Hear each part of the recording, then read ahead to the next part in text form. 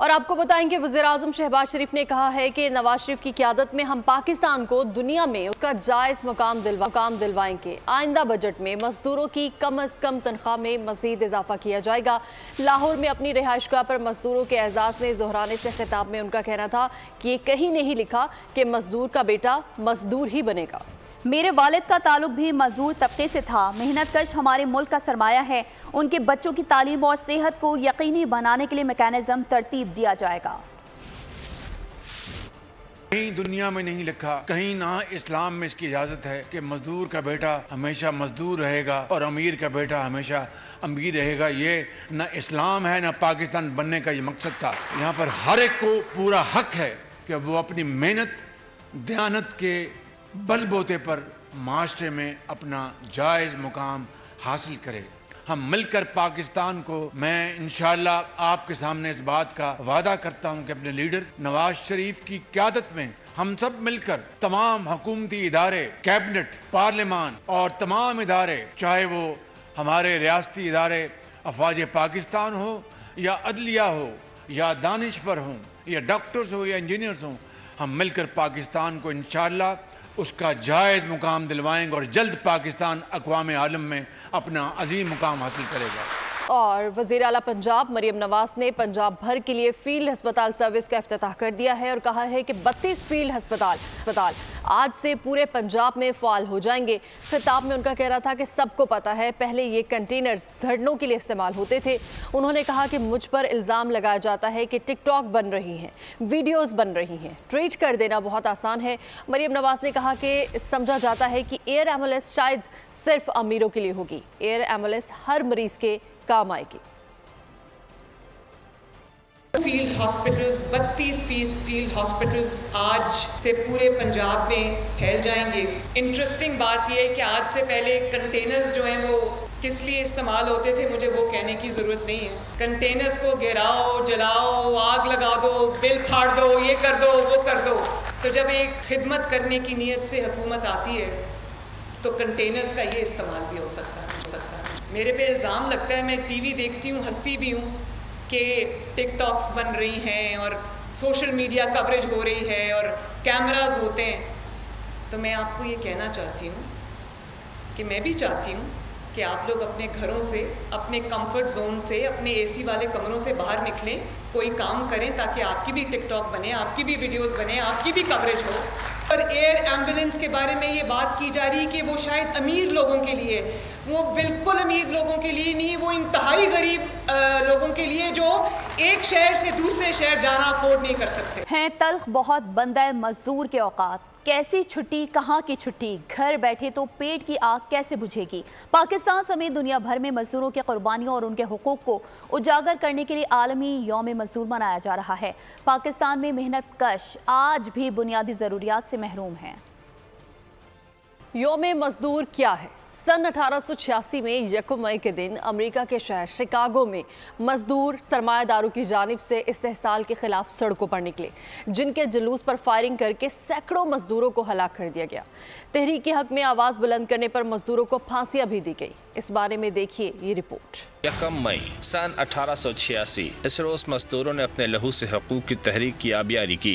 America में trade unions ने दिन में 8 घंटे के औकातकार का मुतालबा किया और बड़े पैमाने पर हड़तालें शुरू की। शिकागो के मेहनत कश सड़कों पर निकले और कम मुआवजे और तवील मजदूरी के औकात के खिलाफ एहतजाज किया। एहतजाज के दौरान झड़पें हुई। जुलूस पर पुलिस की फायरिंग से सैकड़ों मजदूरों को हलाक कर दिया गया। बाद में मजदूर तहरीक के हक में आवाज बुलंद करने पर भी दर्जनों मजदूरों को फांसियां दी गई। मजदूरी की इस कुर्बानी की याद में दुनिया भर में 1 मई को मजदूरों का दिन मनाया जाता है। पाकिस्तान में 1973 से इस दिन के सरकारी तौर पर मनाने का आगाज हुआ।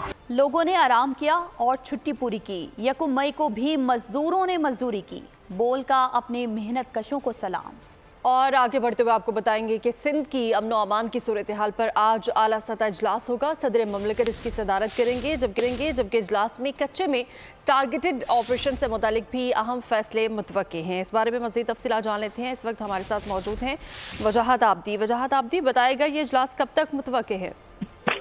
आज देखिए, मैं आपको बताता चलूँ, आज सदर मुमलिकत आसिफ अली जरदारी की जानिब से एक अहम इजलास बुलाया गया। इजलास CM हाउस के अंदर तकरीबन 4 बजे के करीब किया जाएगा। इजलास के अंदर सिंध के अहम सूबाई वजीर दाखिला सिंध जिया लंजार, जबकि IG सिंध भी मौजूद होंगे, जबकि CM सिंध मुराद अली साहब को भी इस इजलास के अंदर मदऊ किया गया है। सदर मुमलिकत आसिफ अली जरदारी सूबे के अमन व अमान के हवाले से ब्रीफिंग लेंगे, जबकि बताया जा रहा है कि IG सिंध गुलाम नबी मेमन सदर मुमलिकत को स्पीड क्रिमिनल्स के हवाले से और डाकुओं के खिलाफ होने वाले जो एक्शन किए गए हैं, जो कार्रवाइयां हुई हैं, उसके हवाले से तमाम ब्रीफिंग देंगे।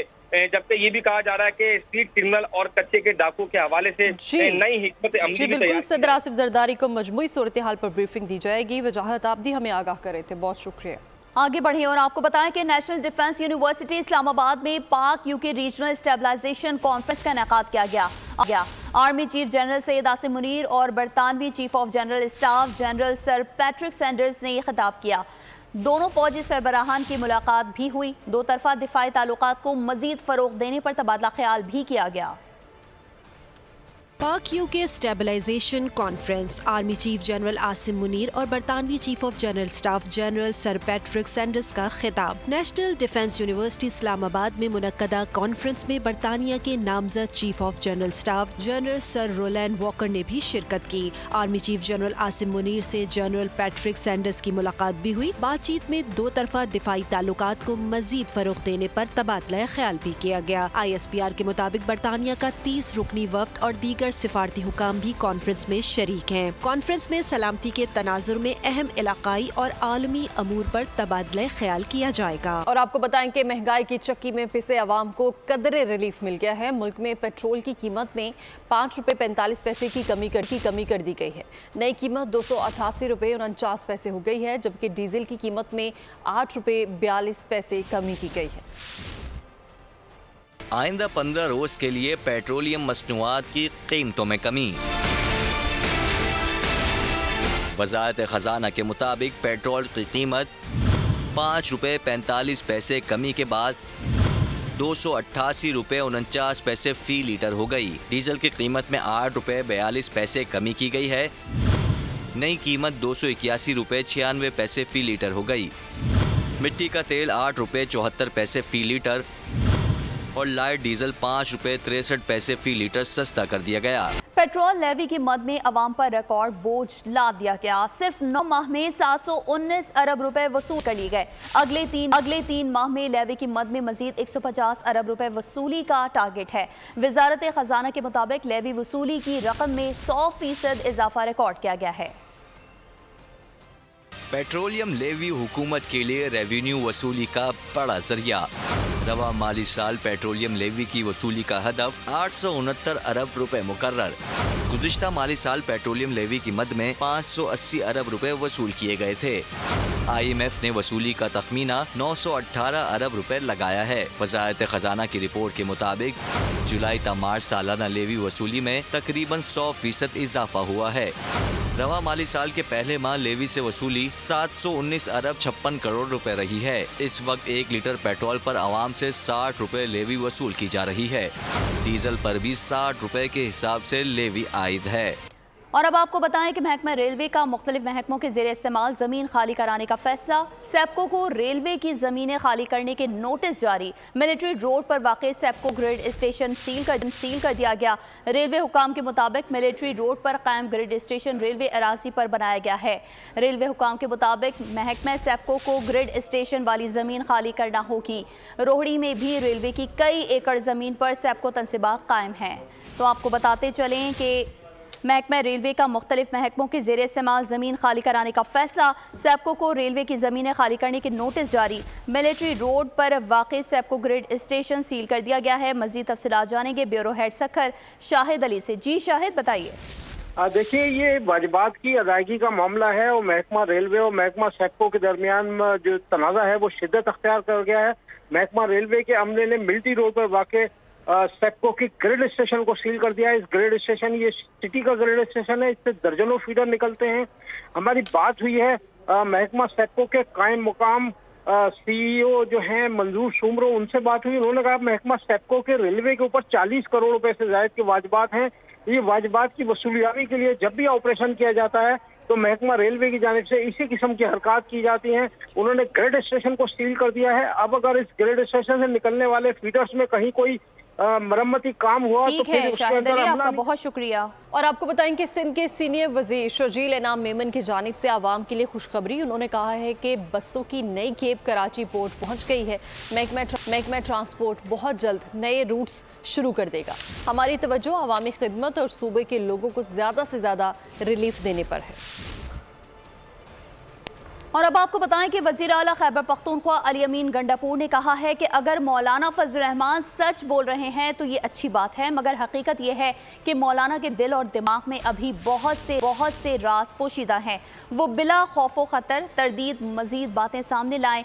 मीडिया से गुफ्तगू में कहा कि मौलाना ने कहा था कि बानी पीटीआई की हुकूमत मैंने गिराई। मौलाना अगर हक और सच के रास्ते पर आए हैं तो हम वेलकम करते हैं। मौलाना फजल रहमान का मैंडेट तो चोरी नहीं हुआ, मैंडेट तो हमारा चोरी हुआ, फिर भी मैं हर हल्का खोलने को तैयार हूं। आज़ाद कश्मीर में अमनो अमान बरकरार रखने के लिए एफसी तैनात करने का फैसला किया गया है। तैनाती चीनी बाशिंदों और बिजली घरों की फुल प्रूफ सिक्योरिटी यकीनी बनाने के लिए की जाएगी, जबकि वज़ीर आज़म शहबाज शरीफ ने समरी की विफाकी काबीना से मंजूरी लेने की इजाज़त दे दी है। 3 माह के लिए एफसी के 6 प्लाटून्स तैनात होंगे। आज़ाद कश्मीर हुकूमत ने पुलिस की मुआवनत के लिए एफसी तैनात की दरख्वास्त की थी। एहलकार नीलम, जेहलम, मंगला और पावर हाउसेस की सिक्योरिटी यकीनी बनाएंगे। वज़ीर आला पंजाब मरियम नवाज के हुक्म पर ड्रग फ्री पंजाब मुहिम कामयाबी से जारी है। पुलिस ने मनशियात फरोशों पर क्रैकडाउन तेज कर दिया है। 24 घंटों के दौरान लाहौर समेत सूबे भर में मनशियात फरोशों के 252 ठिकानों पर छापे मारे गए। 93 मुलजिमान को गिरफ्तार और 90 मुकदमात दर्ज कर लिए गए। मुलजिमान के कब्जे से लाखों रुपए मालियत की चर्स और शराब बरामद कर ली गई।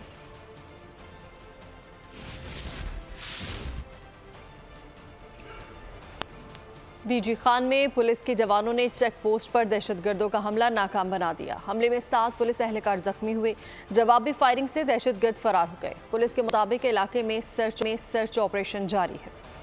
पंजाब पुलिस की कामयाबी। तौसा शरीफ में पुलिस चेक पोस्ट पर दहशतगर्दों का हमला नाकाम बना दिया। 15 से 20 दहशतगर्दों ने रात की तारीकी का फायदा उठाकर मुख्तलिफ अतराफ से शदीद हमला किया। हमले में rocket launcher, hand grenade, laser light gun समेत जदीद असला इस्तेमाल किया। पुलिस जवानों की जबरदस्त मुसाहमत के बाद दहशतगर्द भागने पर मजबूर हो गए। फायरिंग के तबादले में 7 जवान बहादुरी से लड़ते हुए जख्मी हुए। तर्जुमान के मुताबिक दहशतगर्द चेक पोस्ट पर कब्जा और तैनात एहलकारों को यकमाल बनाना चाहते थे। IG पंजाब ने पुलिस जवानों को चेक पोस्ट का कामयाबी से दिफा करने पर शाबाशी दी। कहा कि पुलिस टीमें इलाके में सर्च ऑपरेशन जारी रखे हुए हैं। झंगी पुलिस पोस्ट पर तैनात एहलकार अलर्ट और मोहराल बुलंद है। कराची के इलाका खारादर गोलियों से गूंज उठा। भत्ता ना देने पर 2 मोटरसाइकिल सवार मुलजिमान की दुकान पर फायरिंग। दुकान के शीशे टूट गए। इलाके में खौफ और हिरास फैल गया।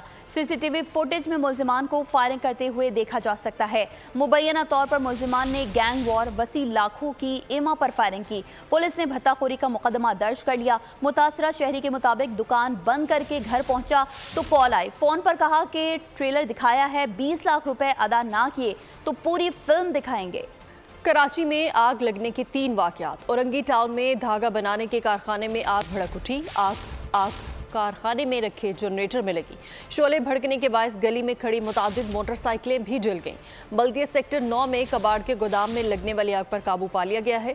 गुलिस्तान जोहर रेस कोर्स रोड के करीब झाड़ियों में भड़कने वाले शोलों को ठंडा कर दिया गया है। तो उधर साबिक वज़ीर आज़म आज़ाद कश्मीर तनवीर इलियास खान के खिलाफ सेंटोरस मॉल दफातर पर धावे के खिलाफ मुकदमा दर्ज कर लिया गया। इस्लामाबाद के थाना मारगला में दर्ज मुकदमे के मुताबिक तनवीर इलियास 20 से 25 अफराद के हमरा ताला तोड़कर दफ्तर में दाखिल हुए। इत्तला मिलने पर सिक्योरिटी अमला वहां पहुंचा तो मुलजिमान ने सिक्योरिटी इंचार्ज पर गोली भी चलाई।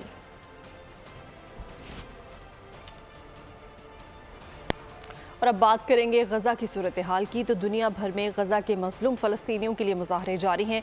गज़ा जंग के ख़िलाफ़ अमरीकी यूनिवर्सिटीज़ में एहतजाज के बाद यूरोप की यूनिवर्सिटीज़ में भी मुज़ाहरे शुरू हो चुके हैं।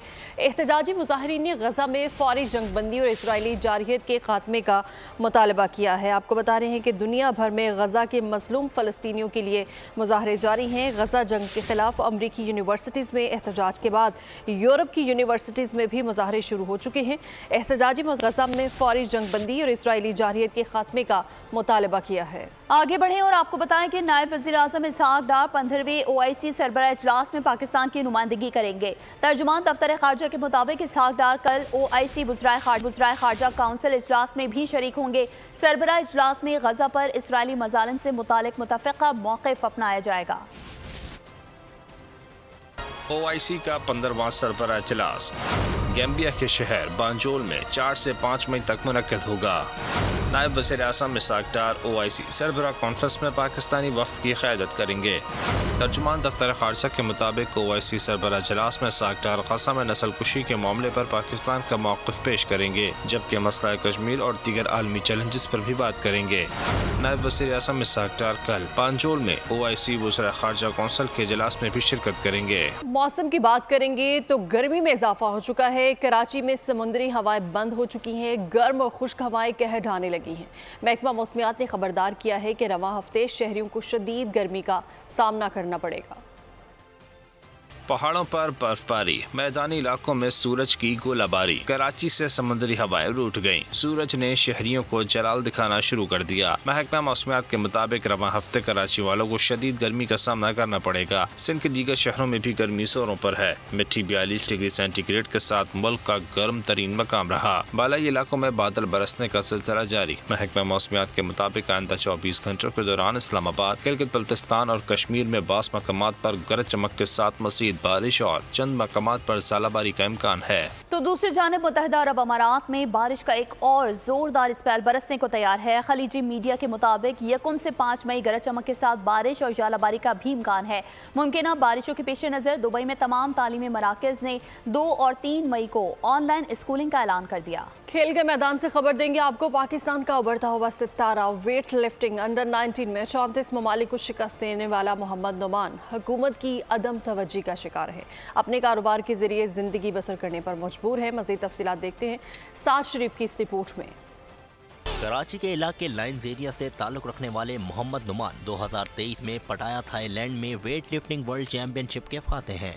चैंपियनशिप 2023 में 34 ममालिक ने हिस्सा लिया। मोहम्मद नुमान ने भारत को भी पीछे छोड़कर वर्ल्ड चैंपियनशिप का टाइटल और 3 गोल्ड मेडल अपने मुल्क पाकिस्तान के नाम किए। मोहम्मद नुमान का कहना था कि जब वर्ल्ड चैंपियनशिप जीतकर एयरपोर्ट पहुंचा तो बहुत मायूसी हुई। 3 गोल्ड मेडल पाकिस्तान आर्मी के शहदा के नाम किए, लेकिन गवर्नमेंट ने सपोर्ट तो क्या, अप्रिशिएट भी नहीं किया। ये चैंपियनशिप जो हुई थी वो थाईलैंड पताया में हुई थी। ये हुई थी लास्ट ईयर 2023 को थाईलैंड पताया में 26, 27, 28 मई को, जिसके अंदर 34 कंट्रीज ने पार्टिसिपेट किया था। पावर लिफ्टिंग मिस्टर वर्ल्ड का मुकाबला था, जिसके अंदर और इसके साथ ही बोल न्यूज़ से फिलहाल इतना ही। मज़ीद खबरों और अपडेट्स के लिए विजिट कीजिए हमारी वेबसाइट bolnews.com और देखते रहिए बोल न्यूज़।